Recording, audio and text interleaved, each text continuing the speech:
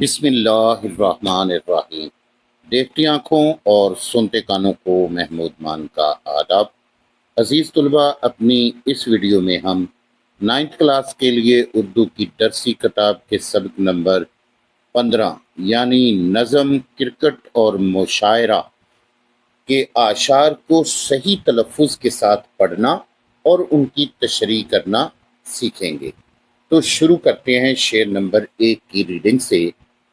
مشاعرہ کا بھی تفریح ایم ہوتا ہے، مشاعرہ کا بھی تفریح ایم ہوتا ہے، مشاعرہ میں بھی کرکٹ کا گیم ہوتا ہے۔ حوالہ شعر۔ شاعر کا نام دلاور فغار، نظم کا نام کرکٹ اور مشاعرہ۔ مشکل الفاظ کے معنی۔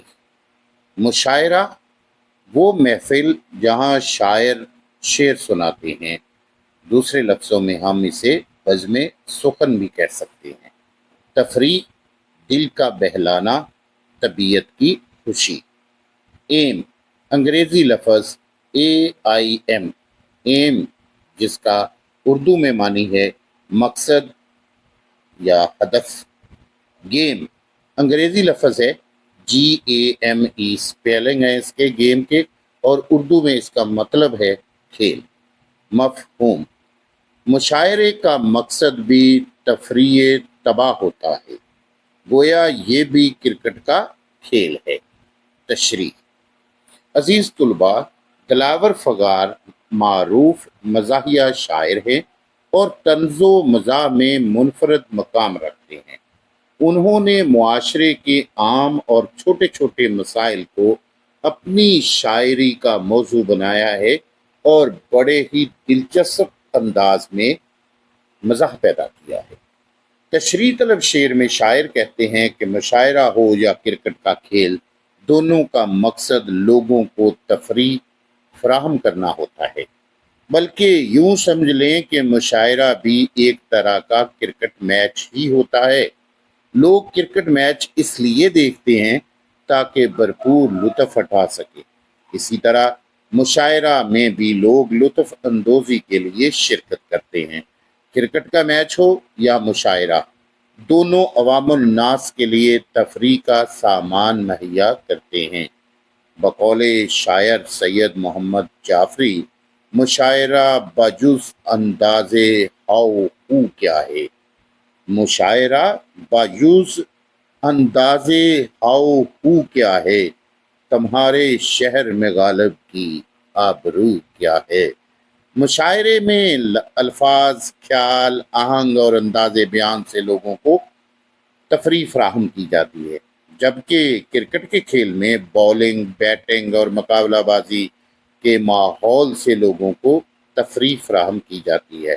مشاعرے میں ذہنی صلاحیتوں کا اظہار ہوتا ہے، جبکہ کرکٹ میں جسمانی صلاحیتوں کا اظہار ہوتا ہے۔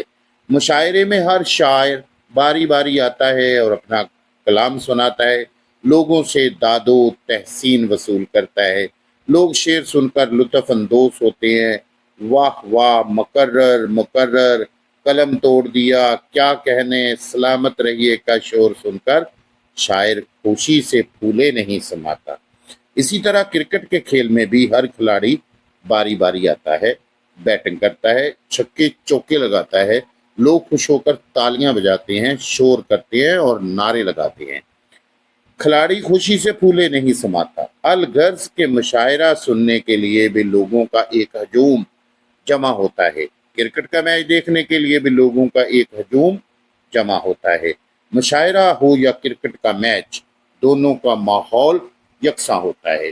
بقول شاعر، مشاعرے کا بھی کرکٹ میچ ہوتا ہے، مشاعرے کا بھی کرکٹ میچ ہوتا ہے، جہاں بھی مصرع اٹھاؤ تو کیچ ہوتا ہے۔